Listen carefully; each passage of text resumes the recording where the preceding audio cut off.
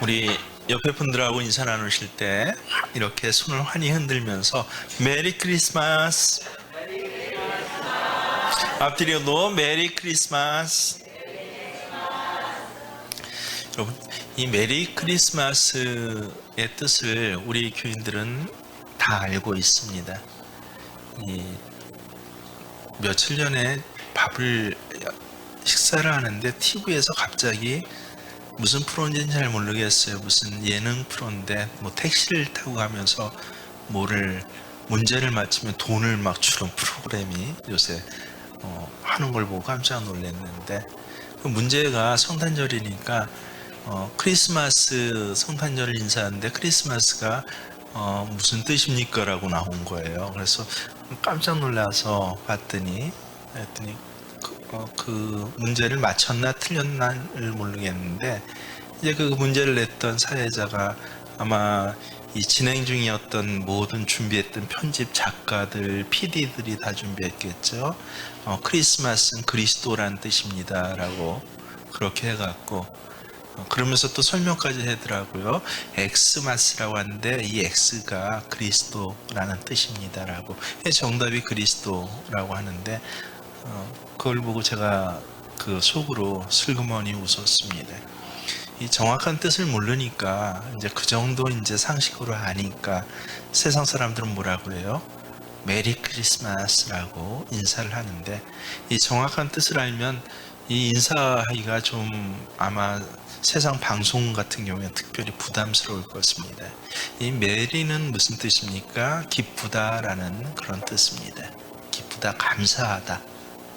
그리고 크리스마스는 그리스도가 아니라 크리스토스하고 두 단어가 합쳐진 단어입니다.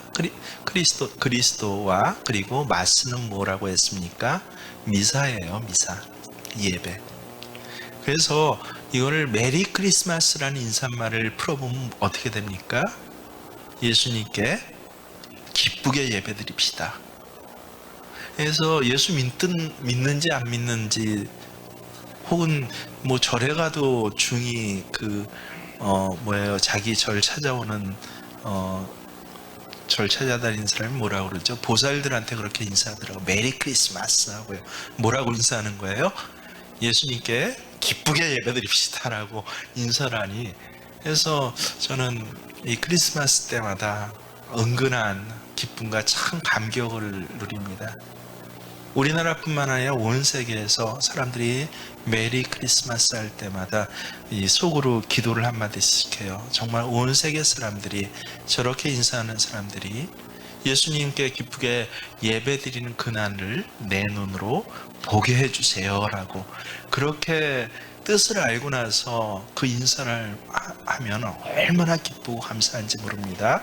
오늘 뜻을 정확히 하신 여러분들은 하루 종일 밖에 다니시면서 뭐라고 하셔야 돼요? 메리 크리스마스 하고 인사하세요. 그러면 상대방이 분명히 뭐라고 합니까? 메리 크리스마스 할 겁니다. 그럼 속으로 어떻게 해요? 아멘 하면 그 사람이 예수님께 기쁘게 예배드리는 사람이 될 줄로 믿습니다. 오늘 성탄절 예수님 태어난 날입니다. 이 어떤 사람이 태어났을 때 그 사회에 어떤 특별한 일이 있으면 그 일을 기억하기가 훨씬 쉬울 것입니다. 달력도 제대로 없던 옛날엔 저희 할머님이 흔히 그러셨어요. 자식들 많은데 뭐 넷째는 그 외정 때 언제 태어났고, 뭐 둘째는 해방된 날 그 다음에 태어났다라고 해서 그런 큰 사건들을 중심으로 해서 그날을 특별히 기억하고 있습니다. 예수님이 태어나셨을 때도요, 너무도 기억하기 쉬운 아주 특별한 일이 있었습니다. 그것은 로마 황제, 그 당시 황제가 아구스도거든요. 뭐 원래 발음으로 이렇게 한글로 번역한 건 아구스도라고 하는데, 원래는 아우구스투스라는 황제가 집권했던 때입니다. 이 온천하에 자기 고향으로 다 돌아가서 로마 제국에 있는 모든 사람들은 고향에 가서 새롭게 호적을 하라라고 해서 황제의 칙령을 내린 아주 특별한 사건이 있었습니다. 예수 그리스도는 황제의 칙령으로 요셉이 호적을 하기 위해서, 그래서 요셉의 고향이 베들레헴입니다. 베들레헴으로 찾아가는 바람에 예수님께서 그래서 베들레헴에서 나셨습니다. 누가복음 오늘 시작하는 1, 2절을 보십시오. 2장. 그때 가이사 아구스도가 영을 내려 천하로 다 호적하라 하였으니 이 호적은 그레뇨가 수리아 총독이 되었을 때 처음 한 것이라. 예수님 태어나던 해에 황제는 누구예요? 아구스도이고, 그리고 수리아는 이 팔레스틴 지역을 얘기를 합니다. 시리아 팔레스틴을 수리아로, 우리말로 그렇게 번역이 되는데, 이 로마 제국에서 이쪽 동쪽에 있는 팔레스틴을 다스리던 총독은 구레네라는 총독이 있었고, 이것은 역사적인 사실입니다. 그때 바로 로마 황제가 아구스도가 로마 제국 내 모든 사람 다 호적을 하라. 호적하라는 건 뭡니까? 새롭게 주민등록 옮기라는 겁니다. 그동안 전쟁이 많았고 또 사회 변동이 많아갖고, 그래서 누가 우리 백성인지 그것이 잘 모르니까 모두 다 주민등록증을 자기 고향에 가서 새롭게 만들어라 라고 한 것입니다. 근데 이것이 참 역사적인 아이러니입니다. 그 당시 온 천하를 다스리는 황제는 아구스도인데, 지금 요셉은 황제의 명령에 복종하기 위해서 자기 고향인 베들레헴으로 그렇게 간 것입니다. 만약에 호적에 대한 명령이 없었다라고 한다면 요셉은 베들레헴에 와야 할 이유가 정말 하나도 없는 그런 사람입니다. 이미 언제인지 모르지만 고향 베들레헴을 저 남쪽 섬 제주도를 떠나서 이미 어디 와 있습니까? 이 화천 땅에 온 지가 이 아버지 때 왔는지 할아버지 때 왔는지 이미 이 갈릴리에서, 그것도 나사렛에서 정착하며 산 지가 꽤 오래된 사람입니다. 굳이 또 아내된 마리아도 이 나사렛 사람인데 만삭이 된 몸으로 베들레헴까지 가야 할 이유가 하나도 없었던 그런 상황이었습니다. 황제가 호적을 하라고 하니까 어쩔 수 없이, 그래서 베들레헴에 이 만삭된 아내까지 데리고 그렇게 온 것입니다. 결국은 황제의 호적 명령 때문에 그리스도께서 베들레헴에 태어났다. 근데 놀랍게도 이것은 400년 전 미가 선지자를 통해서 하나님께서 미리 예언하신 일입니다. 베들레헴 에브라다야, 너는 유다 족속 중에 적을지라도 이스라엘을 다스릴 자가 내게로 나올 것이라. 그의 근본은 상고의 영원에 있느니라. 바로 이것이 아주 신비롭고 무서운 것입니다. 어떻게 보면 이 세상에 일어난 모든 일들이 하나님의 말씀과는 아무 상관도 없이 사람의 욕심에 따라서 이루어지는 것 같고, 권력을 가진 자들의 뜻에 따라서 이루어지는 것 같습니다. 사실 로마 황제가 호적을 하게 된 것도 왜 호적을 했습니까? 당시 로마가 재정적으로 어려워졌거든요. 근데 세금이 거치지 않습니다. 사람들이 하나하나 세금 낼 사람들이 숨어서 사는 것이에요. 등록을 하지 않아요. 그랬더니 억지로 거의 계엄령을 내리듯이, 이제 호적 안 하는 사람은 로마 사람이 아니라서 신하가 아니라서 처단하겠다는 거예요. 그래서 세금을 조금이라도 더 거둘 요량으로 호적하라고 전국에 명령을 내린 것입니다. 근데 놀랍게도 그 명령을 통해서 이루어진 것은 성경 말씀입니다. 그래서 인간들은 실컷 자기 욕심껏 자기 마음대로 무엇인가 자기 의지를 갖고 한 것 같지만 결과를 보면 하나님의 말씀이 다 이루어진 것입니다. 하나님의 말씀 한마디는 로마 황제의 명령보다 힘이 있습니다. 겉으로 보기에는 요셉과 마리아가 로마 황제가 무서워서 그 명령에 복종하고 수리아 총독의 명령에 순종하는 것 같았지만 실제는 누구 명령에 순종하고 있었던 거예요? 이미 400년 전에 주셨던 하나님의 말씀에 복종하고 있었던 것입니다. 하나님은 만삭이 된 마리아를 베들레헴으로 오게 하시기 위해서 로마 황제도 사용하시고 다른 모든 백성들도 고향으로 가도록 움직이셨던 것입니다. 그래서 우리는요, 인생을 사는 지혜가 있을수록 또 세계관을 보는 그 안목이 넓어지고 통찰이 생길수록 이 역사를 움직이는 본부가 어디인가를 알아야 합니다. 역사를 움직이는 본부는 권력 있는 곳 아닙니다. 오히려 그 위에 있는 권세, 즉 하나님의 말씀에 의해서 이루어지는 것입니다. 예수님은 천지가 없어지기 전까지 율법의 1.1획이라도 없어지지 아니하고 다 이루어지리라 라고, 반드시 율법, 하나님의 말씀, 이미 선포된 하나님의 말씀은 다 이루어질 것이다 라고 우리에게 말씀하셨습니다. 문제는 어디 있습니까? 내 귀에 하나님의 말씀을 들으면서도, 눈앞에 하나님의 말씀을 보면서도 그 의미를 잘 모르는 것이에요. 세상의 모든 것이 이 말씀 안에 담겨져 있습니다. 하나님의 말씀은요, 이 세상에 대한 하나님의 생각입니다. 이 세상을 어떻게 움직여 가겠다라고 하는 하나님의 계획이 이 말씀 안에 다 들어있는 것입니다. 그래서 하나님의 말씀을 거스리고 사는 사람은 실컷 자기 인생을 자기 힘껏 의지대로 산 것처럼 보이지만 하나님의 뜻만 이루어드리고 멸망하고 맙니다. 반면에 하나님의 말씀을 붙들고 산 사람은 헤매고 사는 것 같고, 다른 사람에겐 야 바보야 소리를 듣는데, 근데 나중에 보면요, 모든 축복을 다 쥐고 누리고 있습니다. 요셉과 마리아는 황제의 명령을 거역하지 못하고 고생하면서 베들레헴으로 왔는데, 실제로는 그 호적하라는 명령에 누구를 위해서 내려진 것이에요? 자기들을 위해서 내려진 것이에요. 요셉과 마리아는 몰랐어요. 겉으로 보기에는 아구스도 황제와 수리아 총독 구레네가 이 명령과 이 시대의 주인공인 것 같았지만 실제로는 그들은 엑스트라였습니다. 주인공은 요셉과 마리아였던 것입니다. 이처럼 우리는 하나님의 말씀이 어떻게 이루어지는지 잘 모릅니다. 그러나 어느 정도 시간이 흐른 후에 보면요, 하나님이 얼마나 놀랍고 정확하게 우리의 길을 인도하시는지 알게 됩니다.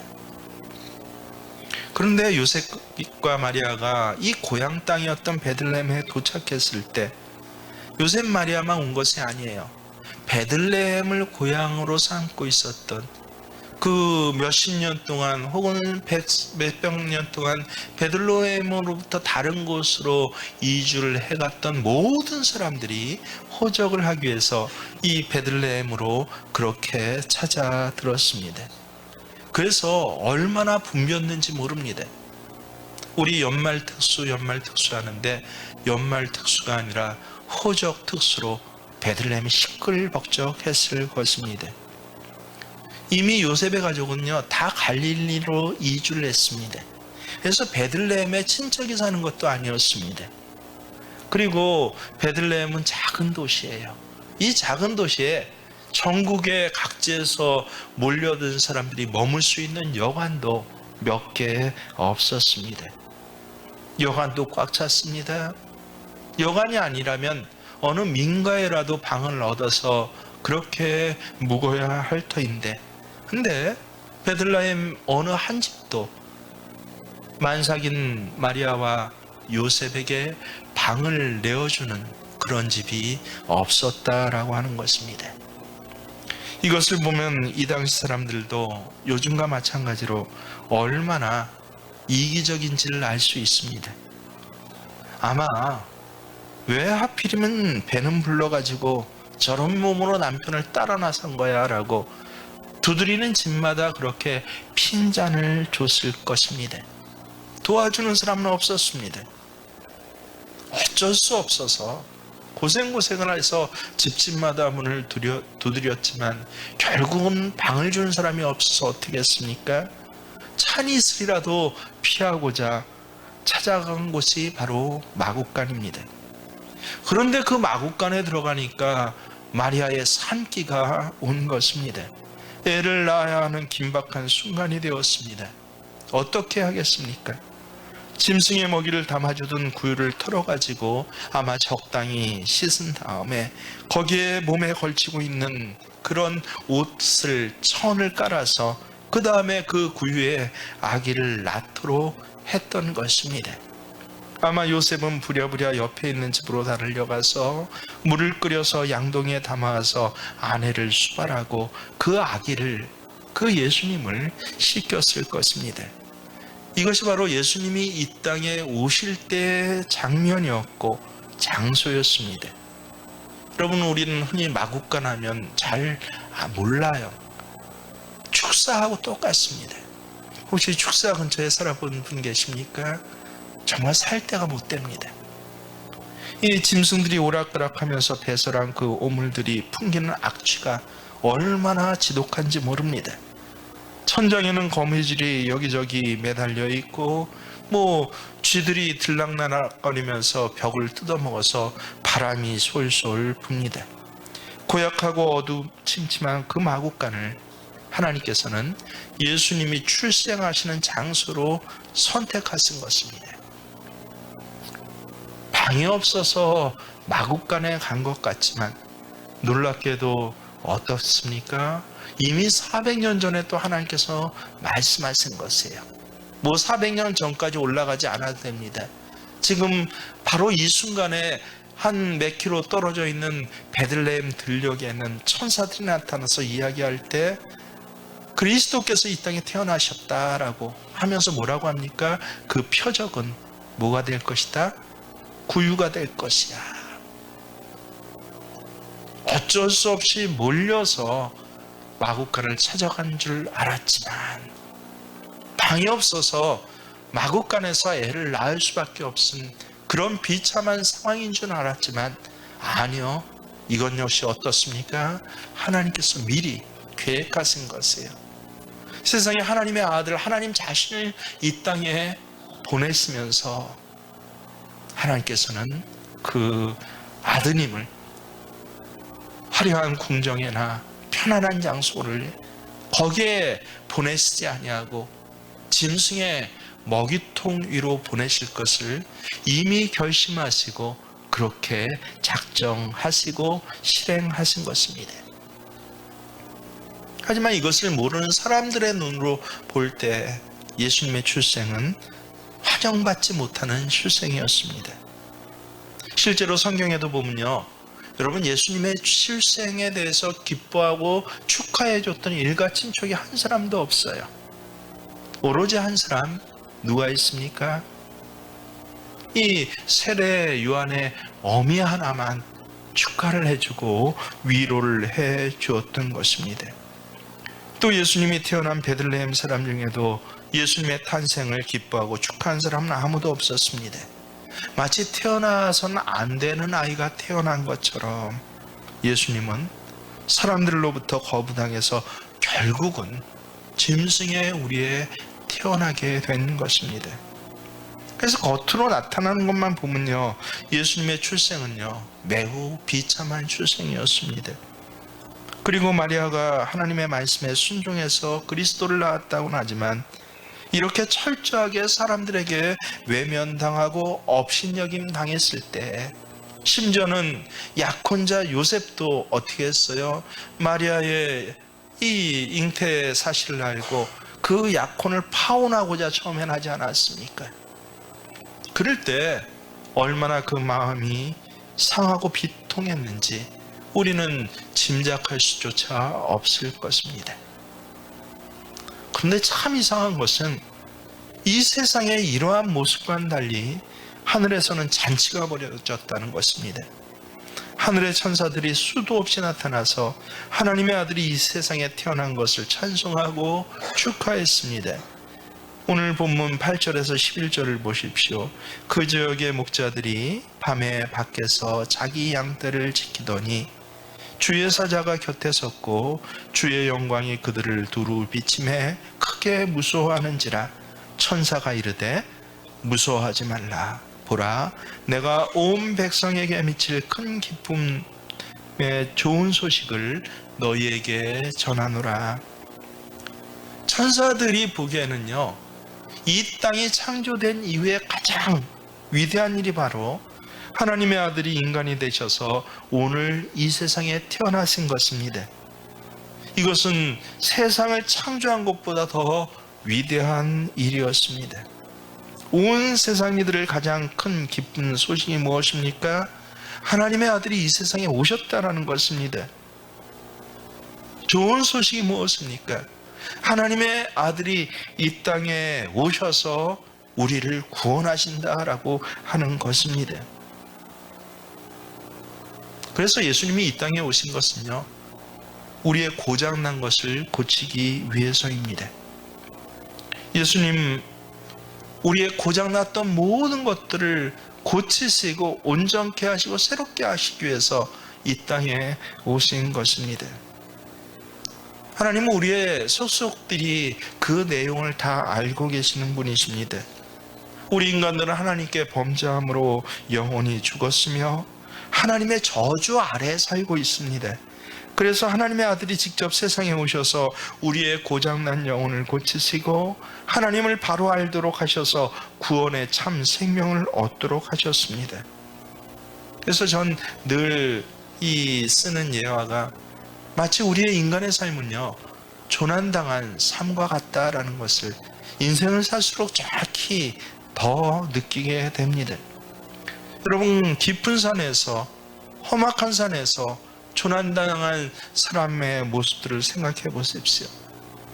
그 조난자들 힘으로는 도저히 방향도 알 수 없고 눈을 뚫고 살아나갈 가능성이 없습니다. 그런데 하나님의 아들이 무엇이 되어서요? 구조대원이 되셔서 그 깊은 산속까지 찾아오신 것입니다.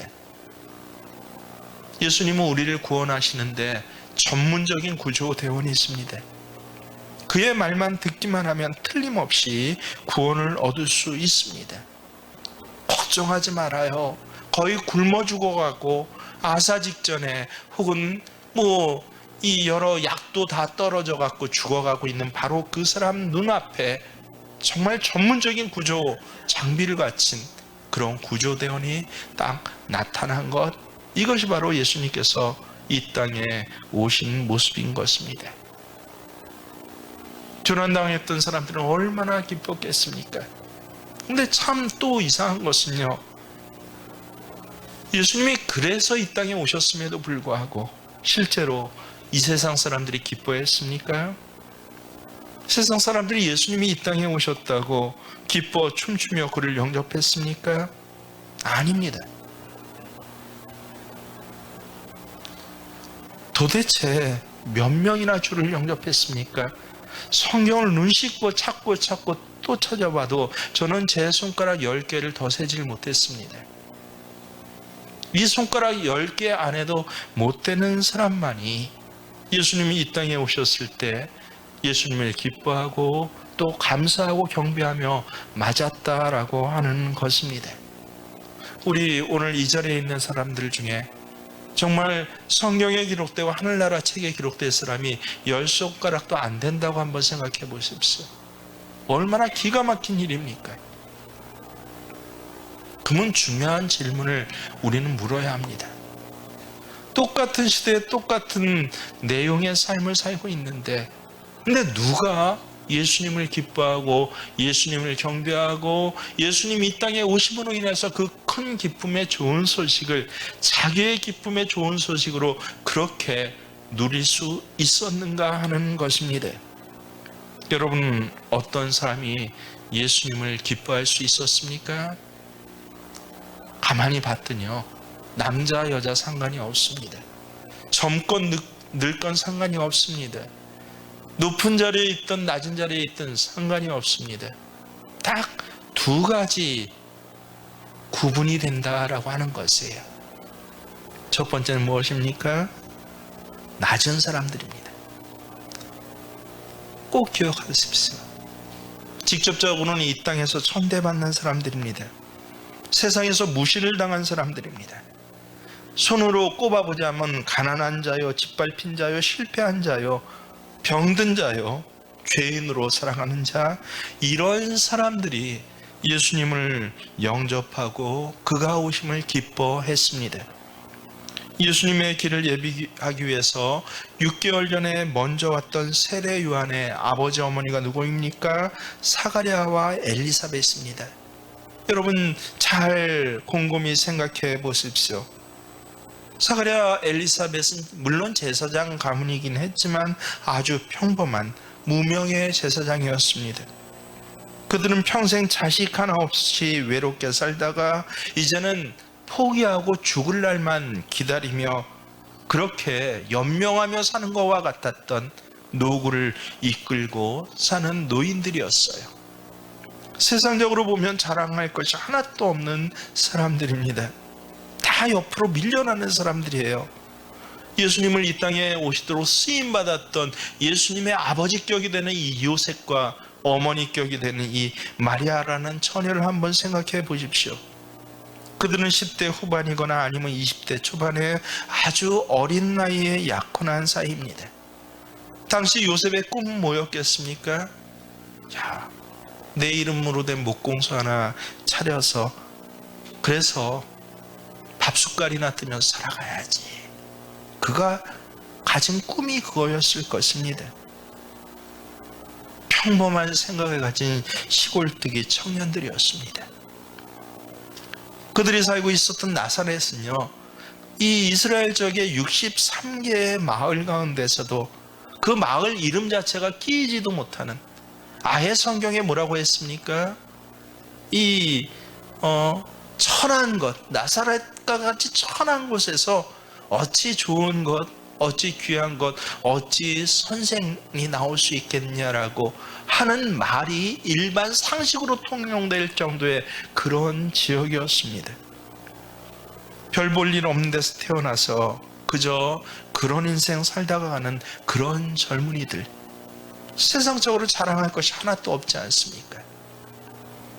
여러분, 예수의 탄생 소식을 듣고 찾아온 목자들도 한번 생각해 보십시오.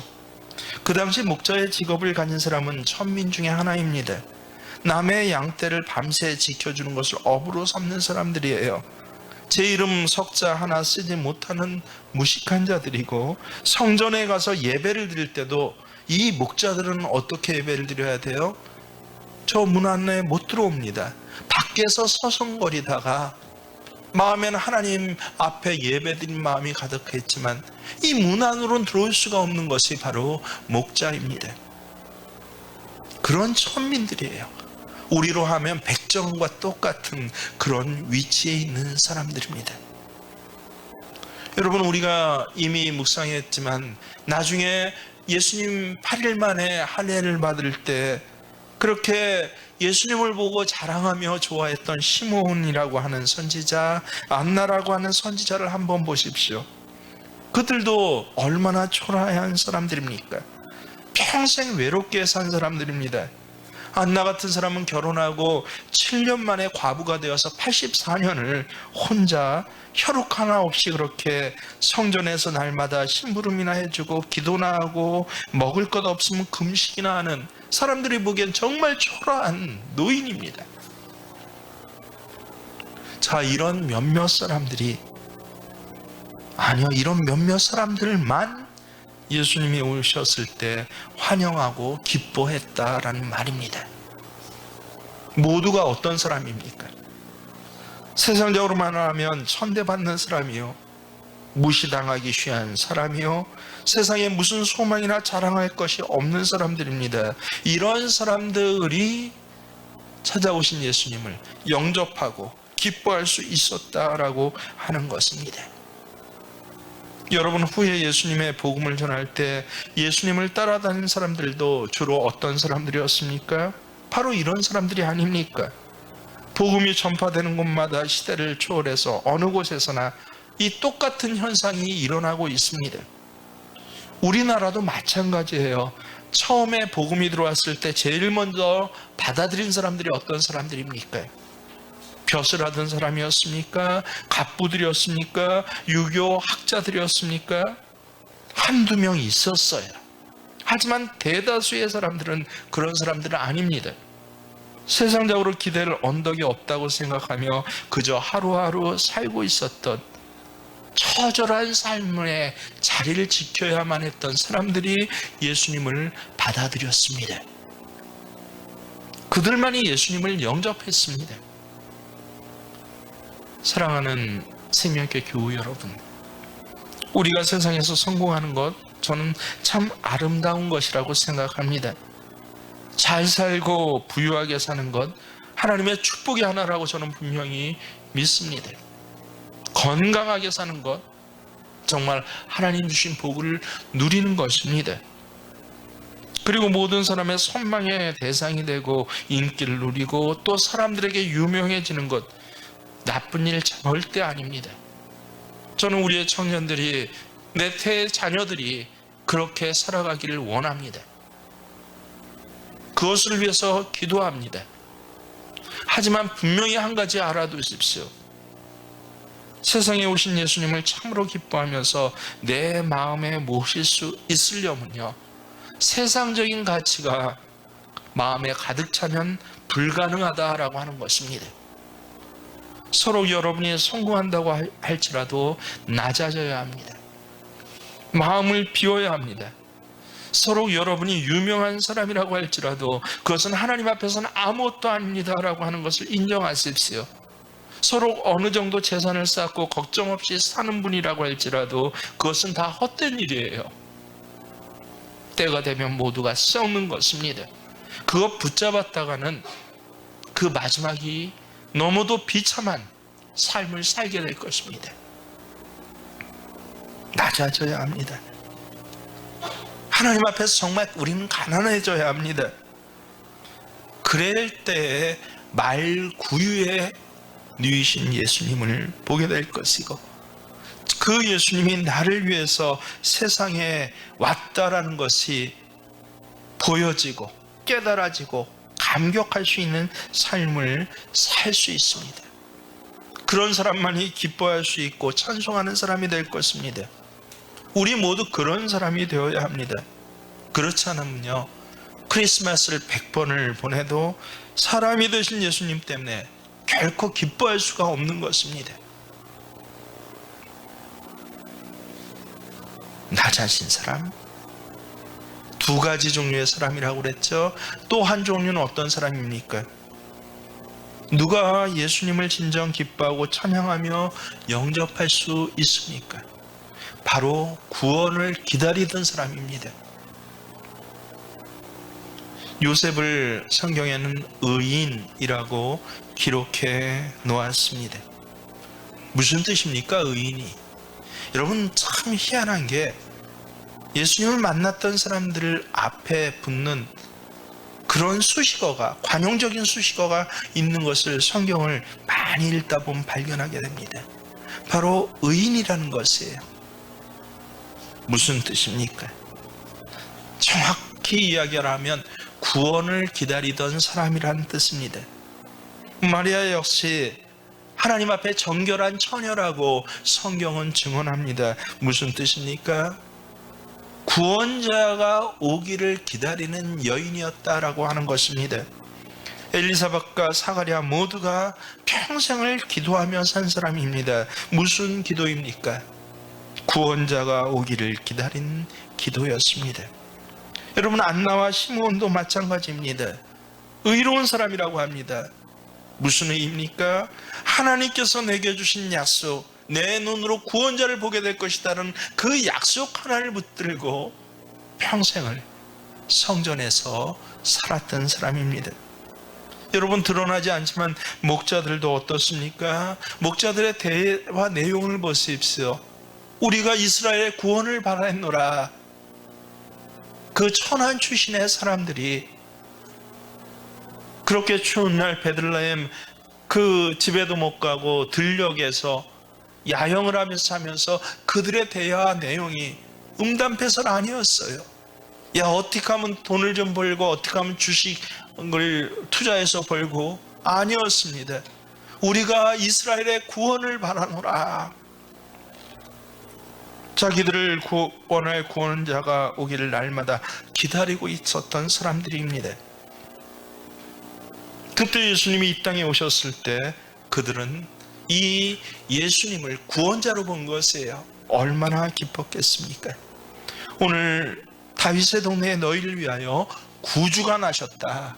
천사의 인사도 선포도 영광의 왕, 여러 가지 오신 예수님에 대한 선포가 많을 수 있지만 이 목자들이 기다린 것은 구주예요. 그 너희들이 기다리는 구주가 오늘 이 베들레헴 다윗의 동네에 오셨다라고 그렇게 전했던 것입니다. 따라서 여러분, 우리가 어떤 모양으로 어떻게 살던 구원을 기다리고 구원을 붙들고 구원을 성취하며 사는 것이 내 인생의 가장 중심적인 가치관이 있는 사람, 이 사람들만이 어떻게 했습니까? 예수님이 오셨을 때 기뻐하고 감격하고 맞이할 수 있었던 것입니다. 저 사도 바울도 나중에 이렇게 감격합니다. 디모데전서 1장 15절에 뭐라고 그가 고백한 줄 아십니까? 미쁘다 모든 사람이 받을 만한 이 말이요, 그리스도 예수께서 죄인을 구원하시라고 세상에 임하셨다 하였도다. 자기 말로 풀어보면 무엇입니까? 그리스도 예수께서 나 같은 죄인을 구원하려고 세상에 말구 위에 탄생하셨다 하였도다. 그러면서 고백하기를 그 죄인 중에서 내가 괴순이라. 예수가 이 땅에 오심으로 인해서 내가 가장 은혜 많이 받은 사람이요 가장 기뻐짐을 얻은 사람이다 라고 그렇게 고백하는데, 어디에 고백하고 있다고요? 디모데서입니다. 디모데서는 그의 유서입니다. 30년 넘게 노사역자로 살아가면서 온갖 하나님의 쓰임받는 그 위대한 일들을 다 하고 나서 이제 아들과 같은 디모데에게 유서를 쓰면서 자기 평생에 있었던 일 중에 가장 귀한 그런 고백을 하는 바로 그 자리에서 그가 고백한 일이, 예수께서 말구에 오신 것, 죄인들을 위해서 오셨는데 내가 죄인의 괴수로 그 예수의 사랑을 가장 많이 받았다라고 그렇게 고백하고 있는 것입니다. 여러분, 이런 말을 선포하고 있는 바울을 한번 그려보십시오. 흥분하고 감격하고 기뻐하면서 어찌할 줄 모르는 그의 모습을 여러분 그릴 수 있지 않습니까? 그는 그 예수님을 위해 살다가 목잘림을 받고 세상을 떠났습니다. 세상이 볼 때는 실패자요 불행한 사람입니다. 그러나 그는 기뻐하면서 마치 다른 박질하듯이 그렇게 하나님 앞에 달려갔습니다. 예수님이 세상에 오심으로 구원의 문이 열리고 그 예수님 때문에 내가 구원받고 그 예수님 때문에 내 앞에는 하늘의 영광이 기다리고 있다는 것을 그는 분명히 믿었기 때문에 그렇습니다. 이것이 어떻게 사도 바울의 신앙 고백 한 사람뿐이 있겠습니까? 여러분의 신앙 고백 아닙니까? 이 강단에 있는 저의 신앙 고백 아니겠습니까? 구원을 간절히 기다린 자, 그 사람만이 탄생하신 예수님을 기뻐하고 찬송할 수 있습니다. 그렇지 않은 사람은 어떻습니까? 막상 예수님이 오셨을 때 대적하는 자가 되어 원수가 되었습니다. 예수라는 이름 때문에 아이들을 학살하는 자가 됐습니다. 예수라는 이름만 들으면 성이 나고 분노하는 자가 됐습니다. 본인은 하나님을 사랑하고 경배한다고 하면서도 어떻게 했어요? 예수를 향하여서 손가락질하고 음모를 베풀고 꾀를 내고 죽이려고 작정하는 자들이 되지 않았습니까? 하나님을 몰라서 그런가요? 아니요. 두 가지를 반드시 기억하십시오. 누가 기뻐할 수 있습니까? 누가 기뻐하며 감격할 수 있습니까? 누가 이 예수로 인하여서 평생을 하나님의 사람으로 살면서 그렇게 끝까지 하나님을 찬양할 수 있습니까? 누구라고요? 낮아진 사람입니다. 물질 때문이라도, 내 신체적인 조건 때문이라도, 내 살고 있는 환경 때문이라도 억지로 낮아졌을지라도 오히려 그것이 예수님을 만날 수 있는 그런 기회가 됐다면 기뻐할 수 있어야 합니다. 성공했을지라도, 세상적인 어떤 일가를 이루고 부를 이루었을지라도, 그래도 내 마음속에 그 부가 자랑과 공로로 쌓여 있는 것이 아니라 예수의 구원을 기다리는 그 기다림을 가지고 하나님 앞에 이것이 아무것도 아닙니다라고 고백할 수 있다면 그는 오신 예수님을 찬양하고 분명히 다시 오실 예수님을 만날 사람일 것입니다. 오늘 바로 이후의 삶들이 여러분이 이렇게 겸손하며 낮아지고 하나님의 구원을 끝까지 기다리며 삶의 자리에 어떤 풍파가 있든지, 아까 말씀드렸죠, 세상에 코로나가 세상을 질풍노도와 같이 휩쓸고 가는 것 같습니다. 다음 대통령이 되면 내 사회적 신분과 환경이 어떻게 변할지 거기에 내 인생이 달려있는 것 같습니다. 아니요, 정작 이 인생을 운영하시는 그 본부는 어디에 있다고요? 하나님 앞에 있습니다. 하나님의 말씀에 있습니다. 이 하나님의 말씀을 꼭 붙잡고 이제 2022년이 어찌 흘러가든 저 아구스토가 선화에 다시 호령을 내려서 그러면서 호적하지 않으면 죽여버리겠다라고, 저 총독 시리아의 구레네가 호적하지 아니하면 너에게 불이익을 주겠다라고 아무리 외칠지라도 그것을 조종하시고 운영하시는 분은 누구십니까? 하나님이 있습니다. 이 하나님 앞에서 겸손하고 낮아지시고 하나님의 구원을 바라는 그 삶을 안나와 같이 시므온과 같이 내 눈에 보기까지, 내가 하나님 앞에 서기까지 주의 구원이 나를 통해서 내 태의 자녀들에게, 이 귀한 교회 청년과 믿음의 후배들에게 드러나는 것이 보일 때 여러분 이렇게 기도하십시오. 주여 감사합니다. 내가 주의 구원을 내 눈에 봅니다라고, 그것이 우리의 소망과 기쁨이 되어서 살아가실 수 있는 저와 여러분이 되시길 주의 이름으로 축원합니다. 우리 함께 찬송가로 우리의 신앙을 고백할 때, 마음이 상한 자를 고치시는 주님, 하늘의 아버지 나를 주관하시고 나를 움직여가 주옵소서.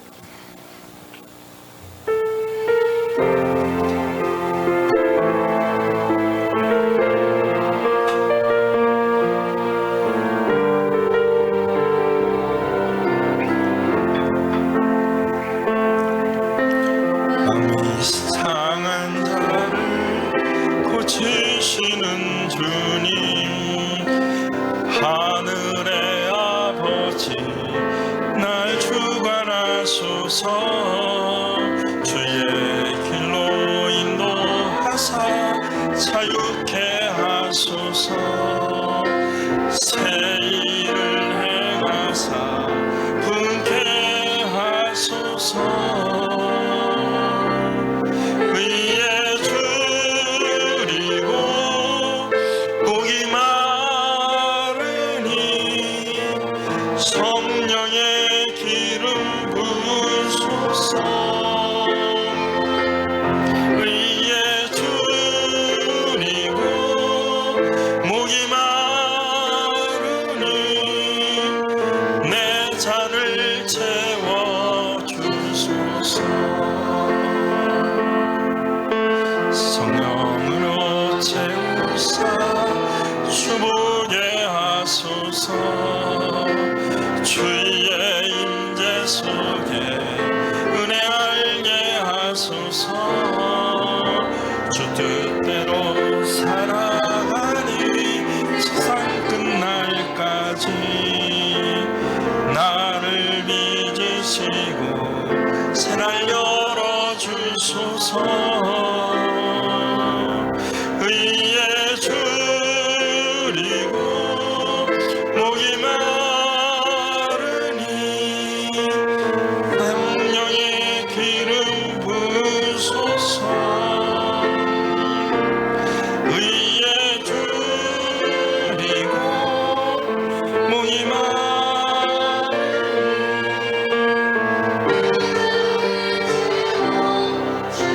우리 기도할 때 그렇습니다. 주님, 사람들은 세상을 채우려고 하고 세상 때문에 기뻐하고 싶어 하지만 오늘 오신 예수님을 이미 맞아들였고 다시 오실 예수님 앞에 세워질 저희가 성령으로 우리의 가슴을 채우게 하시고 우리의 소원을 삼게 하시고 주의 구원의 날을 내 눈에 보는 그 복이 내게 있어지게 하여 주시옵소서.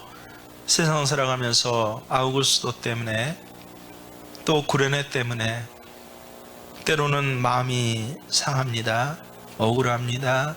때로는 참으로 작아질 수밖에 없고 때로는 내 모습을 보면서 참으로 비하될 수밖에 없지만 그 뒤에 계신 하나님의 섭리가 오히려 깨달아지게 하여 주시옵시고 보여지게 하여 주시옵시고 세상에 복받을 자가 바로 나이구나 라고 이미 선포하신 그 하나님의 약속들이 믿어지는 저희가 되게 하여 주시옵소서. 하나님, 나의 몸 약함으로 인해서 내가 주를 만났습니다 라고 감사하게 하여 주시고 나의 별 볼 일 없는 환경으로 인하여서 내가 오히려 주를 기뻐할 수 있습니다 라고 그 복을 누릴 수 있도록 주께서 인도하여 주시옵시고 나의 여러 가지 열악한 그 많은 문제 때문에 오히려 하나님 앞에 엎드릴 수 있습니다 라고 참으로 내가 죄인 중에 오히려 괴수라서 하나님의 가장 큰 은혜를 받았습니다 고백하는 이 당당한 선언과 고백들을 우리 인생의 힘으로 살아가게 하시고 그 위에 도우시는 성령의 능력이 기적과 이적이 되어서 하나님의 약속을 이루어가는 삶을 살아가게 하여 주시옵소서. 우리 함께 주의 이름을 부르시고 결단하고 하나님을 앞에 다시 서원하는 기도를 드립니다. 주여 주여 주여 할렐루야. 하나님을 찬양합니다. 아버지 하나님 참으로 감사를 드리옵나이다. 하나님께서 이 땅에 오실 때 정말 예수님을 기뻐하고 예수님을 맞아듣던 그 열 손가락 안에 드는 한 사람이 나 되기를 원하고 내가 믿사오니 하나님 오늘 이 작은 화천 땅에 이 작은 교회에 찾아오셔서 그래서 오신 주님을 만나 기뻐하고 감격할 수 있는 저희가 될 수 있도록 주님 도우시고 하나님이여 인도하여 주시옵소서. 오히려 이 저녁에 베들레헴 들밖에 나갈 수밖에 없었던 것으로 인하여서 내게는 천사의 모습이 보여지고 그 음성이 들려지게 하여 주시옵시고 오히려 그 나사렛 천한 곳이었기 때문에 주의 천사의 방문을 받을 수 있었고 예수 오심의 지팡이와 막대기가 될 수 있었던 놀라운 하나님의 이 파라독스의 그 승리가 이루어지는 인생을 살아갈 수 있도록 주님 도우시며 하나님이여 인도해 주시옵소서. 감사를 드리며 예수님의 이름으로 기도드립니다. 아멘.